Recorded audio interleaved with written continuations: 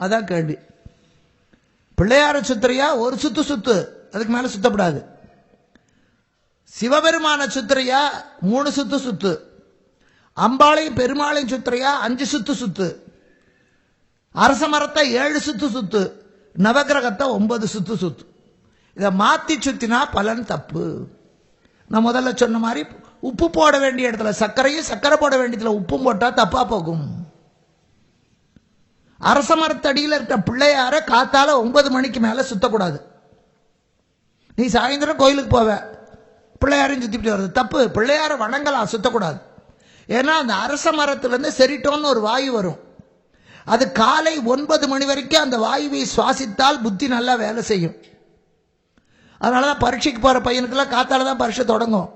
அவன் போய் அரச மரத்தில் இருக்கிற பிள்ளையாருக்கு 2 குட்டிக்கிட்டு தோப்புக்காரன் போட்டுட்டு பரீட்சை எழுதுவான், நான் பாஸ் ஆகணும்னு. புத்தி வேலை செய்யும். சாயந்தரம் ஆனா அந்த அரச மரத்திலிருந்து வெளியிடப்படுகிற அந்த செரிட்டோன்கிற வாயுவை சுவாசிச்சா இருக்கிற புத்தி கெட்டு போகும். அதனாலதான் நம்ம பெரியவங்க சொல்லுவாங்க, ராத்திரியில அரச மரத்துக்கிட்ட போகாதிரி, பிசாசு பிடிச்சுக்கும்.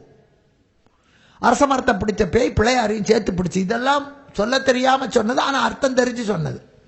அதனால மாலையில போய் நீ பிள்ளையார சுத்தினா நல்லது வராது, கெட்டது உன் கூடவே வீடு வரைக்கும் வரும். அதனால வடக்க பார்த்து உட்கார்ந்து நீ சுவாமி ஸ்லோகத்தை சொல்லு, மேற்க பார்த்து உட்கார்ந்து பாடத்தை படி. கோவிலுக்கு போனா வடக்க பார்த்து நமஸ்காரம் பண்ணு. ஆணா இருந்தா 8 அங்கம் படணும், பெண்ணா இருந்தா 5 அங்கம் தான். பெண்ணோட மார்பு தரையில பட்டா அந்த குடும்பம் நாசமா போகும். சூர்பனக விழுந்தா அவ மார்பு தரையில பட்டது, லங்க அழிஞ்சுது. பெண்களுடைய மார்பு தரையில பட்டால் அந்த குடும்பம் உருப்படவே உருப்படாது. இத்தனையும் சாஸ்திரங்கள் இருக்கு. சாஸ்திரங்கள் அர்த்தமற்றது அல்ல. சாஸ்திரம் என்பது சட்டம், அழிக்க முடியாத சட்டம். அது வெறும் மூட பழக்க வழக்கம் இல்லை. அதை சரியா தெரிஞ்சுக்கணும். உனக்கு தெரிஞ்சுக்க இஷ்டம் இல்லையா, நீ ஒண்ணு நமஸ்காரமே பண்ணாத. விடக்க பார்த்து நமஸ்காரம் பண்ணா எனக்கு தெரியாது, ரொம்ப சந்தோஷம், பண்ணாத, கும்பிடு போட்டு போ. உன்னை யார் விழுந்து நமஸ்காரம் பண்ண சொன்னாங்க? பிள்ளையாருக்கு துளசி போடாத,